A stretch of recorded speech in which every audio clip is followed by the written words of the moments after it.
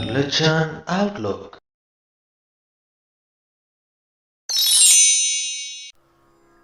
ਸ਼੍ਰੀ ਗੁਰੂ ਗ੍ਰੰਥ ਸਾਹਿਬ ਜੀ ਦੇ 405ਵੇਂ ਅੰਗ ਦੀ ਬਾਣੀ ਦੇ ਵਿੱਚ ਗੁਰੂ ਅਰਜਨ ਸਾਹਿਬ ਉਸ ਪਰਮਾਤਮਾ ਦੀ ਅੰਗ ਸੰਗਤਾ ਦੇ ਬਾਰੇ 'ਚ ਸਾਡੇ ਨਾਲ ਗੱਲ ਕਰਦੇ ਹਨ। ਪਰਮਾਤਮਾ ਨੂੰ ਆਪਣੇ ਨੇੜੇ ਵਸਦਾ ਵੇਖਣ ਦੇ ਲਈ ਸਾਨੂੰ ਪ੍ਰੇਰਿਤ ਕਰਦੇ ਹਨ। ਅਸੀਂ ਸਾਰੇ ਹੀ ਇਨਸਾਨ ਇੱਕ ਦੂਜੇ ਨਾਲੋਂ ਇੰਨੇ ਵੱਖਰੇ ਕਿਉਂ ਹਾਂ, ਇਸ ਮਾਮਲੇ ਦੇ ਬਾਰੇ 'ਚ ਵੀ ਗੱਲ ਕਰਦੇ ਹਨ।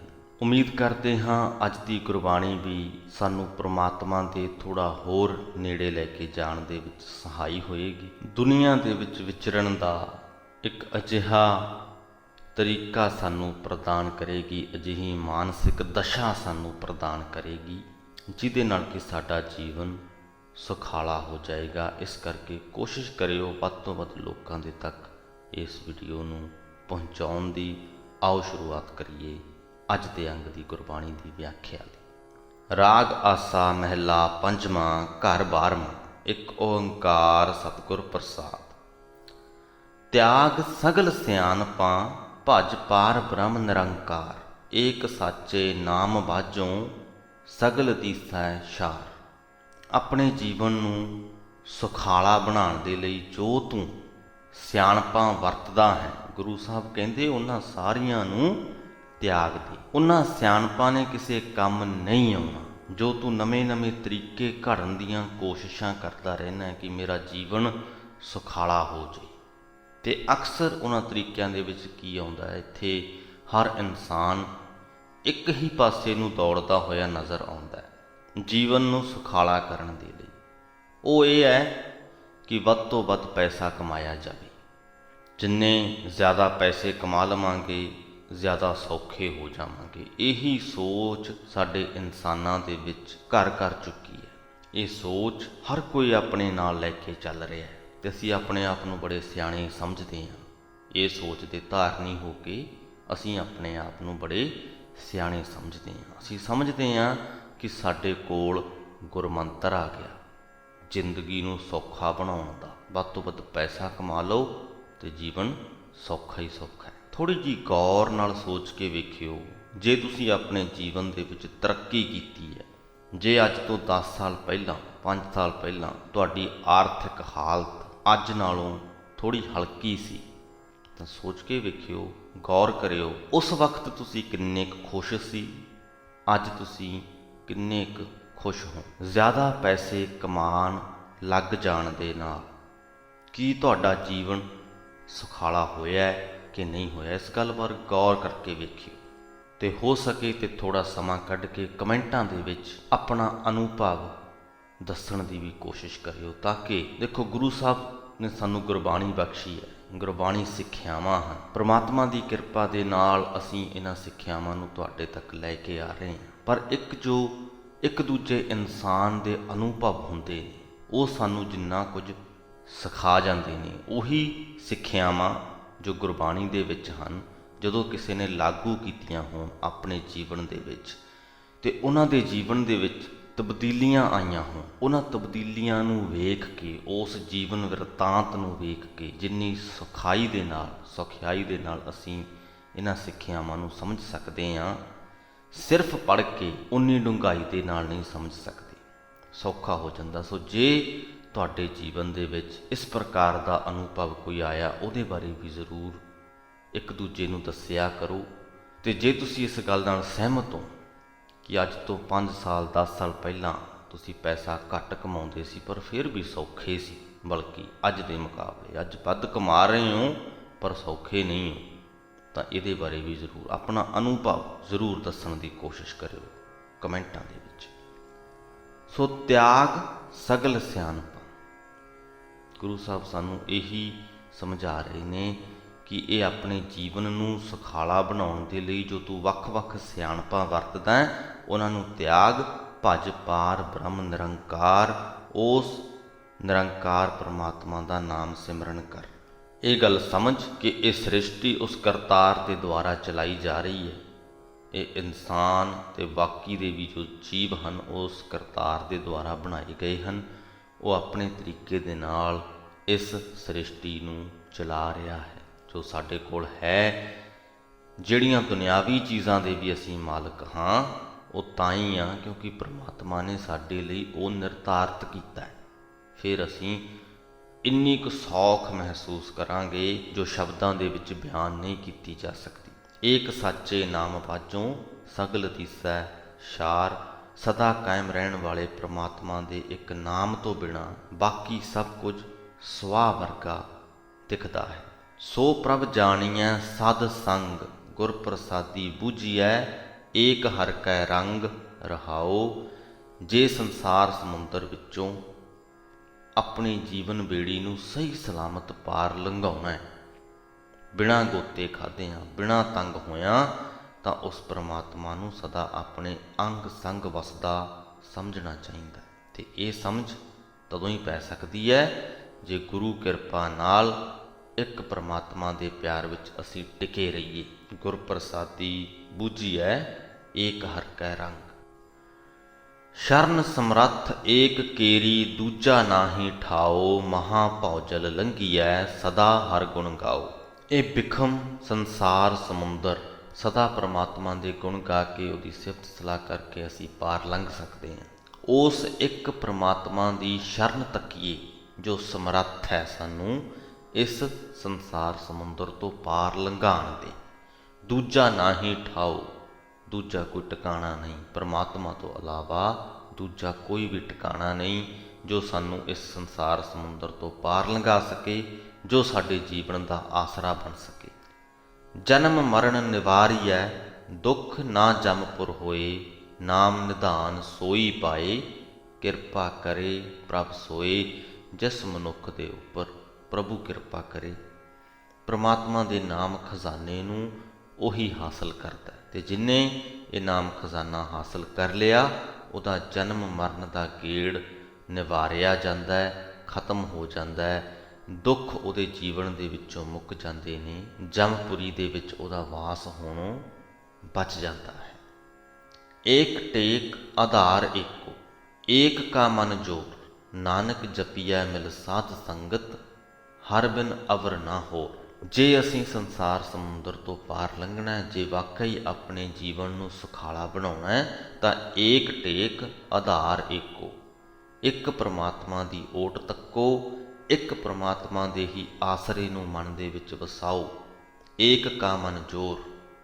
ਸਾਡੇ ਮਨ 'ਤੇ ਉਸ ਇੱਕ ਪ੍ਰਮਾਤਮਾ ਦਾ ਹੀ ਜ਼ੋਰ ਹੋਣਾ ਚਾਹੀਦਾ। ਹੇ ਨਾਨਕ, ਸਾਧ ਸੰਗਤ ਦੇ ਵਿੱਚ ਮਿਲ ਕੇ ਪ੍ਰਮਾਤਮਾ ਦਾ ਨਾਮ ਸਿਮਰਨਾ ਚਾਹੀਦਾ ਹੈ। ਪ੍ਰਮਾਤਮਾ ਤੋਂ ਬਿਨਾਂ ਹੋਰ ਕੋਈ ਨਹੀਂ ਜੋ ਸਾਨੂੰ ਜਮਪੁਰੀ ਤੋਂ ਬਚਾ ਸਕੇ, ਜੋ ਸਾਨੂੰ ਸੰਸਾਰ ਸਮੁੰਦਰ ਤੋਂ ਪਾਰ ਲੰਘਾ ਸਕੇ। ਹਰ ਬਿਨ ਅਵਰ ਨਾ ਹੋਰ। ਆਸਾ ਮਹਿਲਾ ਪੰਜਵਾਂ। ਜੀਓ ਮਨ ਤਨ ਪ੍ਰਾਨ ਪ੍ਰਭ ਕੇ। ਦੀਏ ਸਭ ਰਸ ਭੋਗ। ਸਾਡੀ ਜਿੰਦ, ਸਾਡਾ ਮਨ, ਸਾਡਾ ਤਨ, ਸਾਡੇ ਪ੍ਰਾਣ ਸਾਰੇ ਹੀ ਪ੍ਰਮਾਤਮਾ ਦੇ ਬਖਸ਼ੇ ਹੋਏ ਨੇ। ਜਿਹੜੇ ਰਸਾਂ ਦਾ ਸਵਾਦ ਅਸੀਂ ਆਪਣੇ ਜੀਵਨ ਦੇ ਵਿੱਚ ਮਾਣਦੇ ਹਾਂ, ਉਹ ਵੀ ਪ੍ਰਮਾਤਮਾ ਦੇ ਹੀ ਬਖਸ਼ੇ ਹੋਏ ਨੇ। ਜਿੰਨੇ ਵੀ ਭੋਜਨ ਅਸੀਂ ਖਾਂਦੇ ਹਾਂ, ਫਲ, ਸਬਜ਼ੀਆਂ, ਸੁੱਕੇ ਮੇਵੇ, ਸਬਜ਼ੀਆਂ ਨੂੰ ਪਕਾਉਣ ਦੇ ਵਿੱਚ ਅਸੀਂ ਤੇਲ ਦੀ ਵਰਤੋਂ ਕਰਦੇ ਹਾਂ, ਅਸੀਂ ਬਹੁਤ ਸਾਰੇ ਮਸਾਲੇ ਪਾਉਂਦੇ ਹਾਂ। ਕੀ ਕਦੇ ਅਸੀਂ ਸੋਚਿਆ ਕਿ ਕੀ ਸਾਰਾ ਕੁਝ ਇਹ ਇਨਸਾਨ ਨੇ ਬਣਾ ਲਿਆ? ਨਹੀਂ, ਇਹ ਸਾਰਾ ਕੁਝ ਉਸ ਪਰਮਾਤਮਾ ਨੇ ਇਨਸਾਨ ਨੂੰ ਬਖਸ਼ਿਆ।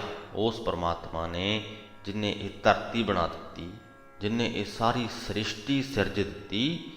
ਇਹ ਭੋਜਨ ਜੋ ਅਸੀਂ ਗ੍ਰਹਿਣ ਕਰਦੇ ਹਾਂ, ਖਾਂਦੇ ਹਾਂ, ਇਹ ਵੀ ਉਸ ਪਰਮਾਤਮਾ ਨੇ ਹੀ ਬਣਾਏ ਨੇ, ਉਹਨੇ ਹੀ ਸਾਨੂੰ ਬਖਸ਼ੇ। ਜਾਂ ਇਹ ਕਹਿ ਲਈਏ, ਇੱਕ ਵਾਰ ਉਸ ਪਰਮਾਤਮਾ ਨੇ ਸਾਨੂੰ ਇਹ ਭੋਜਨ ਦੇ ਦਿੱਤੇ ਅਤੇ ਨਾਲ ਸਾਨੂੰ ਅਕਲ ਦੇ ਦਿੱਤੀ ਕਿ ਇਹਨਾਂ ਨੂੰ ਅੱਗੇ ਵਧਾਉਣਾ ਕਿਵੇਂ ਹੈ। ਸਾਨੂੰ ਅਕਲ ਦੇ ਦਿੱਤੀ ਕਿ ਕਿਵੇਂ ਤੁਸੀਂ ਸਬਜ਼ੀ ਉਗਾਉਣੀ ਹੈ, ਫਿਰ ਉਹਨੂੰ ਪੱਕਣ ਦੇਣਾ।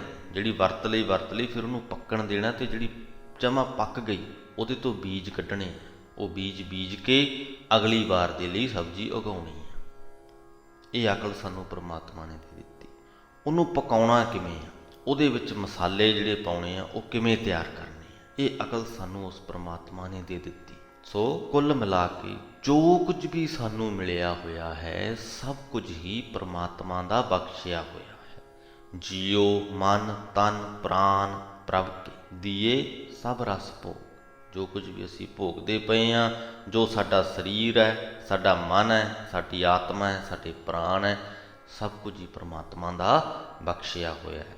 ਦੀਨ ਬੰਦਪ ਜੀ ਦਾਤਾ ਸ਼ਰਨ ਰਾਖਣ ਜੋਗ। ਉਹ ਪ੍ਰਮਾਤਮਾ ਦੀਨਾਂ ਦਾ, ਗਰੀਬਾਂ ਦਾ ਅਸਲ ਬੰਦਪ ਹੈ, ਅਸਲ ਸੰਬੰਧੀ ਹੈ, ਆਤਮਿਕ ਜੀਵਨ ਦੇਣ ਵਾਲਾ ਹੈ, ਜੀ ਦਾਤਾ ਹੈ। ਸ਼ਰਨ ਰਾਖਣ ਜੋਗ, ਜਿਹੜਾ ਵੀ ਉਸ ਪਰਮਾਤਮਾ ਦੀ ਸ਼ਰਨ ਦੇ ਵਿੱਚ ਪੈਂਦਾ ਹੈ ਉਹਦੀ ਰਾਖੀ ਕਰਨ ਦੇ ਸਮਰੱਥ ਹੈ। ਮੇਰੇ ਮਨ ਧਿਆਏ ਹਰ ਹਰ ਨਾਉ ਹਲਤ ਪਲਤ ਸਹਾਏ ਸੰਗੇ ਏਕ ਸਿਓ ਲਿਵ ਲਾਓ ਰਹਾਓ। ਇਹ ਮੇਰੇ ਮਨ ਸਦਾ ਪਰਮਾਤਮਾ ਦਾ ਨਾਮ ਸਿਮਰਦਾ ਰਹੋ। ਪਰਮਾਤਮਾ ਹੀ ਇਸ ਲੋਕ ਵਿੱਚ ਤੇ ਪਰਲੋਕ ਵਿੱਚ ਤੇਰੀ ਸਹਾਇਤਾ ਕਰਨ ਵਾਲਾ ਹੈ, ਤੇਰੇ ਨਾਲ ਰਹਿਣ ਵਾਲਾ ਹੈ। ਇੱਕ ਪਰਮਾਤਮਾ ਦੇ ਨਾਲ ਹੀ ਸੁਰਤ ਜੋੜੀ ਰੱਖ। ਵੇਦ ਸ਼ਾਸਤਰ ਜਨ ਧਿਆਵੈ ਤਰਨ ਕਉ ਸੰਸਾਰ ਕਰਮ ਧਰਮ ਅਨੇਕ ਕਿਰਿਆ ਸਭ ਉੱਪਰ ਨਾਮ ਅਚਾਰ। ਸੰਸਾਰ ਸਮੁੰਦਰ ਤੋਂ ਪਾਰ ਲੰਘਣ ਦੇ ਵਾਸਤੇ ਲੋਕ ਵੇਦਾਂ ਸ਼ਾਸਤਰਾਂ ਨੂੰ ਧਿਆਉਂਦੇ ਹਨ, ਵਿਚਾਰਦੇ ਹਨ। ਅਸਲ ਦੇ ਵਿੱਚ ਸੋਚਿਆ ਜਾਵੇ ਤੇ ਵਿਚਾਰਦੇ ਨਹੀਂ, ਧਿਆਉਂਦੇ ਨੇ। ਵਿਚਾਰਨ ਅਤੇ ਧਿਆਉਣ ਦੇ ਵਿੱਚ ਫਰਕ ਸਮਝੀਏ। ਇੱਕ ਛੋਟਾ ਜਿਹਾ ਵਰਤਾਰਾ ਤੁਹਾਡੇ ਨਾਲ ਸਾਂਝਾ ਕਰਦੇ ਹਾਂ। ਪਿਛਲੇ ਦਿਨਾਂ ਦੀ ਗੱਲ ਹੈ, ਮੇਰਾ ਖਿਆਲ ਹੈ 2 ਮਹੀਨੇ ਹੋ ਚੁੱਕੇ ਹੋਣੇ ਆ ਉਸ ਗੱਲ ਨੂੰ। ਜਾਣ ਪਛਾਣ ਦੇ ਵਿੱਚ ਇੱਕ ਲੜਕੀ ਗਰਭਵਤੀ ਹੈ। ਉਸ ਲੜਕੀ ਦੇ ਮਾਤਾ ਜੀ ਉਸ ਨੂੰ ਦੱਸਦੇ ਪਏ ਨੇ, ਹਿੰਦੂ ਧਰਮ ਨਾਲ ਸੰਬੰਧ ਰੱਖਦਾ ਪਰਿਵਾਰ ਹੈ, ਕਹਿੰਦੇ ਵੀ ਤੂੰ ਗਰਭਵਤੀ ਹੈ, ਗੀਤਾ ਦਾ ਪਾਠ ਸੁਣਿਆ ਕਰ। ਹੁਣ ਗੀਤਾ ਸੰਸਕ੍ਰਿਤ ਭਾਸ਼ਾ ਦੇ ਵਿੱਚ ਲਿਖੀ ਹੋਈ ਹੈ। ਜੇ ਅਸੀਂ ਜਿਉਂਦੀ ਤਿਉਂ ਉਹਨੂੰ ਸੁਣ ਲਈਏ, ਕਿਉਂਕਿ ਸਾਡੇ ਵਿੱਚੋਂ ਬਹੁਤਿਆਂ ਨੂੰ ਸੰਸਕ੍ਰਿਤ ਪੜ੍ਹਨੀ ਤੇ ਆਏਗੀ ਨਹੀਂ, ਸੁਣ ਤੇ ਸਕਦੇ ਹਾਂ, ਸਮਝ ਨਹੀਂ ਆਏਗੀ ਸਾਨੂੰ ਵੀ ਬੋਲਿਆ ਕੀ ਜਾ ਰਿਹਾ, ਸੁਣ ਸਕਦੇ ਹਾਂ। ਤਾਂ ਉਹ ਜੋ ਸੁਣਨਾ ਹੈ ਇੱਕ ਪ੍ਰਕਾਰ ਦਾ ਧਿਆਉਣਾ ਹੀ ਹੈ। ਅਸੀਂ ਸੁਣ ਰਹੇ ਹਾਂ। ਸੋ ਜਦੋਂ ਉਹਨਾਂ ਦੇ ਮਾਤਾ ਜੀ ਨੇ ਉਸ ਲੜਕੀ ਨੂੰ ਕਿਹਾ ਕਿ ਗੀਤਾ ਦਾ ਪਾਠ ਸੁਣਿਆ ਕਰ, ਉਹਦੇ ਪਿੱਛੇ ਸੋਚ ਇਹ ਕਿ ਇਹ ਬੱਚੇ ਲਈ ਮਦਦਗਾਰ ਹੋਏਗੀ, ਬੱਚੇ ਨੂੰ ਚੰਗੀ ਸਿੱਖਿਆ ਮਿਲੇਗੀ। ਕੋਈ ਬੁਰਾਈ ਨਹੀਂ ਇਸ ਗੱਲ ਦੇ ਵਿੱਚ, ਲੇਕਿਨ ਰੌਲਾ ਇੱਥੇ ਪੈ ਜਾਂਦਾ ਹੈ ਕਿ ਜਿਸ ਭਾਸ਼ਾ ਦੇ ਵਿੱਚ ਉਹ ਲਿਖੀ ਹੋਈ ਹੈ ਉਹਦੀ ਤੁਹਾਨੂੰ ਸਮਝ ਨਹੀਂ। ਤੁਸੀਂ ਸੁਣ ਰਹੇ ਹੋ ਕਿਉਂਕਿ ਕੋਈ ਵੀ ਆਵਾਜ਼ ਹੋਵੇ, ਕੋਈ ਵੀ ਧੁਨ ਹੋਵੇ ਪੈਦਾ ਹੋ ਰਹੀ ਹੋਵੇ, ਕੰਨਾਂ ਨੇ ਸੁਣਨਾ, ਸੁਣ ਕੇ ਸਮਝਣਾ ਸਾਡੇ ਦਿਮਾਗ ਨੇ ਹੈ।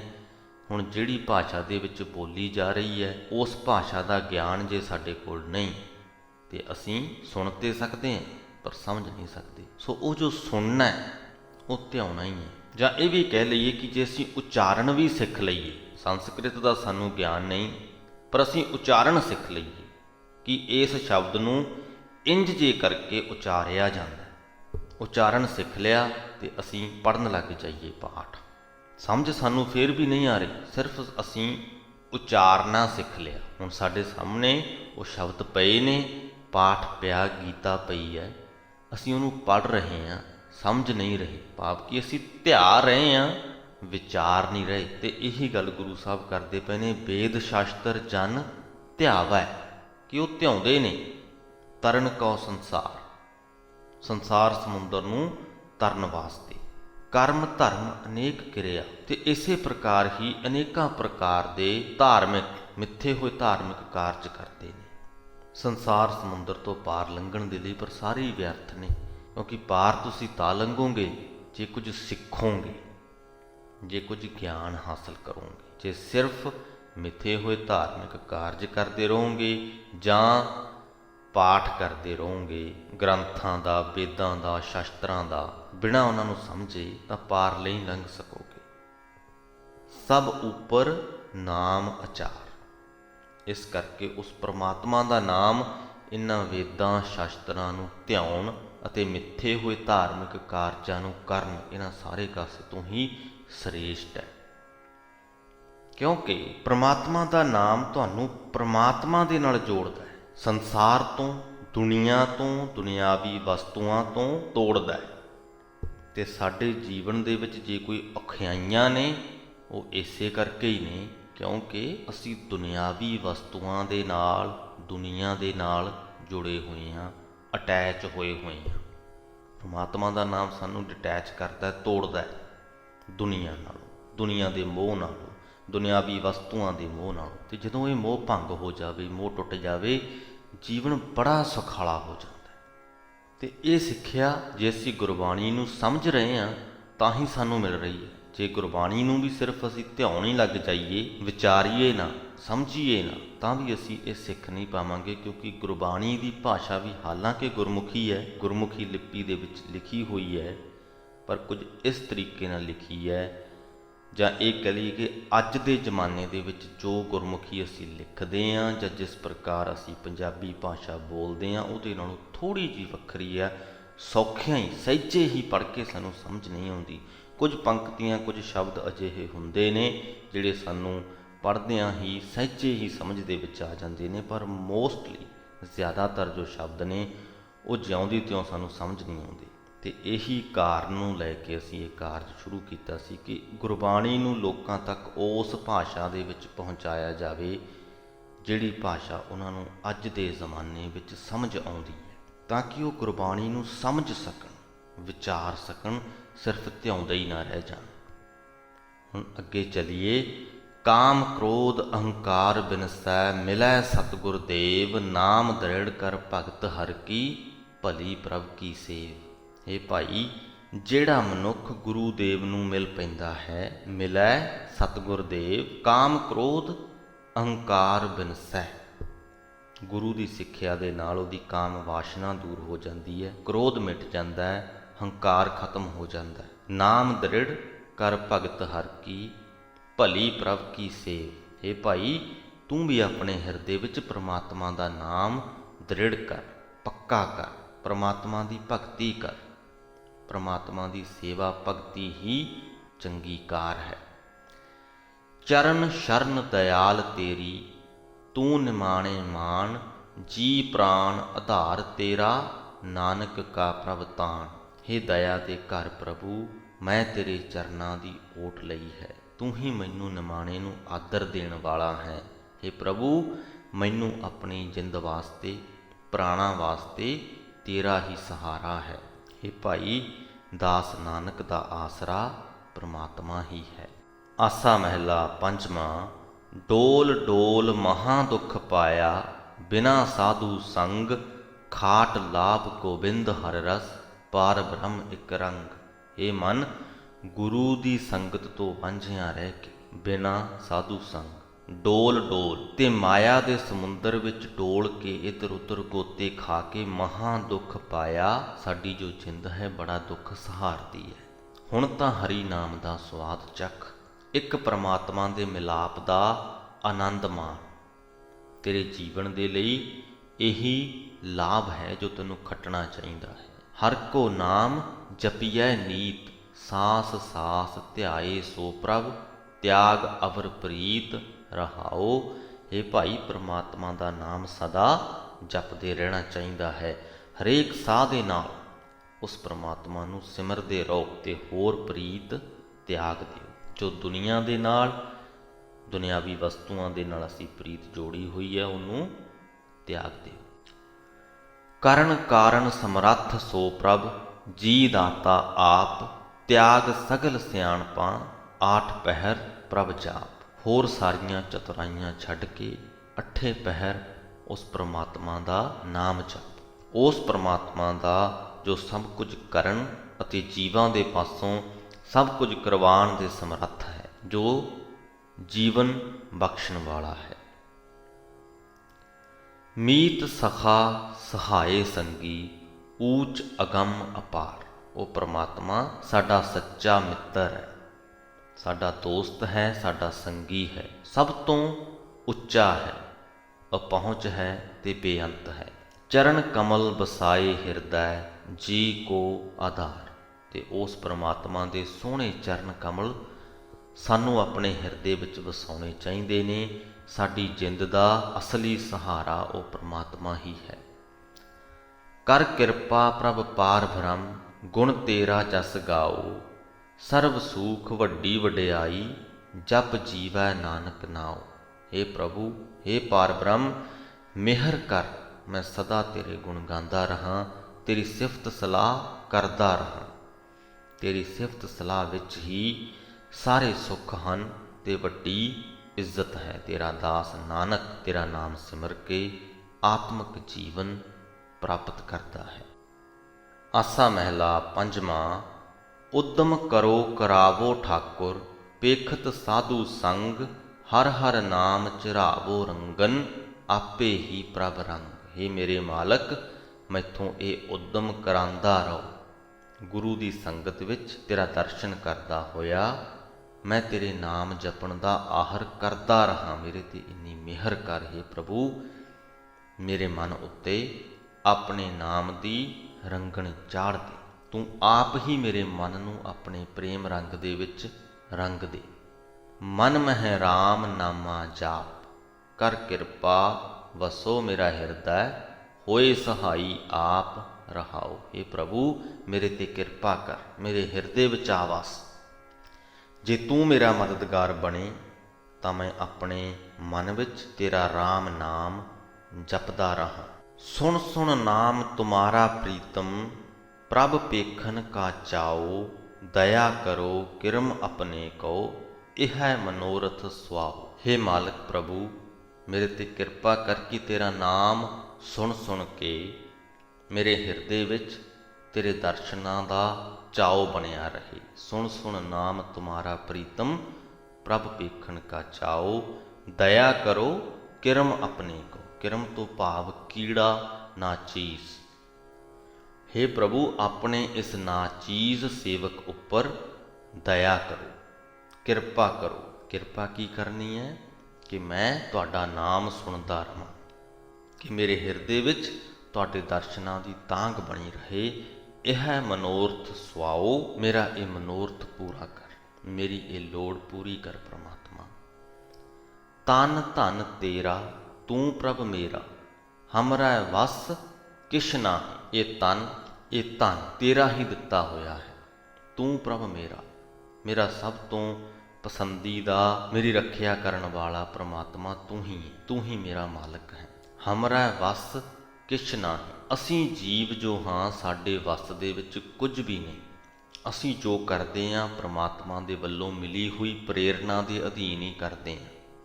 असीं परमात्मा दे हत्थां दी कठपुतली हां। ज्यों ज्यों राखे त्यों त्यों रहना, तेरा दिया खां। जिमें परमात्मा सानू रखदा है उमें असीं रहिंदे हैं। ते इत्थों ही सानू एक्सप्लेन हो जाता है कि क्यों हर इंसान वक्री किस्म दा है, हर इंसान की सोच वक्री है। क्यों इस दुनिया के उपर वख वख धड़े बने हुए ने, वख वख सोचां ते आधारित। मनुख प्रजाति ने देखो अपने आप नूं किन्ने ही ज़्यादा धड़ियां दे विच वंडिया होया। ये धड़े धर्मां दे आधार ते बने हुए ने, जातां दे आधार ते भी बने हुए ने, रंग दे आधार ते भी बने हुए ने, अपनी अपनी फिलासफी के आधार ते भी बने हुए। ते जिन्ने भी वख वख किस्म के धड़े ने सब परमात्मा की रज़ा दे नाल ही बने हुए। किसी भी धड़े दे नाल कोई मनुख अपने आप नूं संबंध रखदा मनदा, क्योंकि परमात्मा ने उन्हों उस धड़े नाल संबंध रखदा ही बनाया। ज्यों ज्यों राखे त्यों त्यों रहना, ये एक अजिही पंक्ति है, अजिहा शब्द है, जे असीं अपने हिरदे विच धार लईए साडा जीवन सुखाला हो जाता है। असीं फालतू के झगड़ियां दे विच पैणों हट जाने, खास करके वो झगड़े जिथे असीं इस गल लई झगड़ते रहने हैं कि मैं उत्तम है, मेरा धड़ा उत्तम है। जिस सोच नूं मैं मनदा, जिस सोच दे नाल मैं संबंधित हाँ, वो सोच उत्तम है। इन्हां झगड़ियां चों असीं बाहर निकल जाते हैं, क्योंकि सानूं पता है कि मैं इस सोच का धारनी है, क्योंकि परमात्मा ने मैनूं इस सोच का धारनी बनाया है, ते फलाना उस सोच का धारनी है, क्योंकि परमात्मा ने उन्होंने उस सोच का धारनी बनाया। असीं दोने ही परमात्मा की रज़ा अधीन आ, सो लड़ाई का कोई कारण ही नहीं बनता। ज्यों ज्यों राखे त्यों त्यों रहना, तेरा दिया खाहे। असी जो खाते हैं परमात्मा तेरा दिता ही खाने हैं। जन्म जन्म के किल विख काटै, मजन हर जन धूर, भाए भगत भरम भौ नासै, हर नानक सदा हजूर। हे ਨਾਨਕ ਆਖ, ਪ੍ਰਮਾਤਮਾ ਦੇ ਸੇਵਕਾਂ ਦੇ ਚਰਨਾਂ ਦੀ ਧੂੜ ਵਿੱਚ ਕੀਤਾ ਹੋਇਆ ਇਸ਼ਨਾਨ ਮਨੁੱਖ ਦੇ ਜਨਮਾਂ ਜਨਮਾਂਤਰਾਂ ਦੇ ਕੀਤੇ ਹੋਏ ਪਾਪ ਦੂਰ ਕਰ ਦਿੰਦਾ ਹੈ। ਪ੍ਰਭੂ ਪ੍ਰੇਮ ਦੇ ਰਾਹੀਂ ਭਗਤੀ ਦੀ ਬਰਕਤ ਨਾਲ ਮਨੁੱਖ ਦਾ ਹਰੇਕ ਕਿਸਮ ਦਾ ਡਰ ਵਹਿਮ ਨਾਸ ਹੋ ਜਾਂਦਾ ਹੈ ਤੇ ਪ੍ਰਮਾਤਮਾ ਸਦਾ ਅੰਗ ਸੰਗ ਪ੍ਰਤੀਤ ਹੋਣ ਲੱਗ ਪੈਂਦਾ ਹੈ। ਸੋ ਕਾਫੀ ਲੰਬੀ ਚੌੜੀ ਗੱਲਬਾਤ ਅੱਜ ਦੀ ਵੀਡੀਓ ਦੇ ਵਿੱਚ ਆਪਾਂ ਉਸ ਪ੍ਰਮਾਤਮਾ ਦੀ ਸਮਰੱਥਾ ਤੇ ਕੀਤੀ, ਉਸ ਪ੍ਰਮਾਤਮਾ ਵੱਲੋਂ ਸਾਨੂੰ ਦਿੱਤੀਆਂ ਹੋਈਆਂ ਬਖਸ਼ਿਸ਼ਾਂ ਤੇ ਕੀਤੀ, ਗੁਰਬਾਣੀ ਨੂੰ ਤੇ ਧਾਰਮਿਕ ਸ਼ਾਸਤਰਾਂ ਨੂੰ ਵਿਚਾਰਨ ਤੇ ਕੀਤੀ ਕਿ ਉਹਨਾਂ ਨੂੰ ਸਿਰਫ ਧਿਆਉਣਾ ਨਹੀਂ ਚਾਹੀਦਾ, ਸਿਰਫ ਪੜ੍ਹਨਾ ਨਹੀਂ ਚਾਹੀਦਾ, ਵਿਚਾਰਨਾ ਚਾਹੀਦਾ ਹੈ, ਸਮਝਣਾ ਚਾਹੀਦਾ ਹੈ, ਉਹਨਾਂ ਸਿੱਖਿਆਵਾਂ ਨੂੰ ਆਪਣੇ ਜੀਵਨ ਦੇ ਵਿੱਚ ਲਾਗੂ ਕਰਨਾ ਚਾਹੀਦਾ ਹੈ। ਤੇ ਅਖੀਰ ਵੱਲ ਨੂੰ ਅਸੀਂ ਸਾਰੇ ਵੱਖ-ਵੱਖ ਕਿਸਮ ਦੇ ਕਿਉਂ ਹਾਂ ਇਹਦੇ ਬਾਰੇ 'ਚ ਵੀ ਆਪਾਂ ਜਾਣਿਆ। ਸੋ ਇੱਕ ਵਾਰ ਫਿਰ ਤੋਂ ਗੁਜ਼ਾਰਿਸ਼ ਕਰਦੇ ਹਾਂ ਕਿ ਚੰਗੀ ਲੱਗੀ ਹੋਵੇ ਜੇ ਅੱਜ ਦੀ ਵੀਡੀਓ, ਅੱਜ ਦੀਆਂ ਸਿੱਖਿਆਵਾਂ, ਤਾਂ ਅੱਗੇ ਲੋਕਾਂ ਦੇ ਤੱਕ ਜ਼ਰੂਰ ਪਹੁੰਚਾਉਣ ਦੀ ਖੇਚਲ ਕਰਿਓ। ਇੱਥੇ ਹੀ ਫਤਿਹ ਕਬੂਲ ਕਰੋ। ਵਾਹਿਗੁਰੂ ਜੀ ਕਾ ਖਾਲਸਾ, ਵਾਹਿਗੁਰੂ ਜੀ ਕੀ ਫਤਿਹ।